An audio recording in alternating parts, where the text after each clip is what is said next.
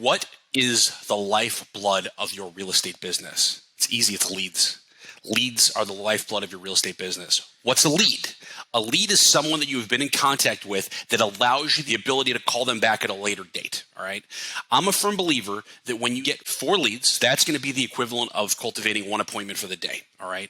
Because you would figure when you get 4 solid leads, you should get 1 appointment from those 4 leads that come in. All right. So keep in mind, though, when we build our business and we build our pipeline, we all know that the newer agents, it's going to take 90 days typically to cultivate that 1 lead.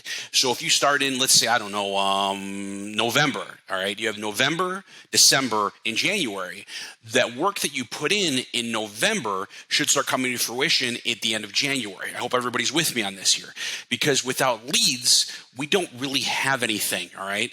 And this comes down to lead follow-up. There's a lot of things that come into play when you're trying to cultivate those particular leads, because make sure that, I'll tell you from my experience, people are great at generating new leads, but they're not great at following up on the old ones. So make sure after, everybody knows my system here. Number 1, you call the brand new expires. Number 2, you call the brand new for sale by owners. Then after that, you need to call today's lead follow-up to make sure that you're in touch with the people that are closest to bringing you money.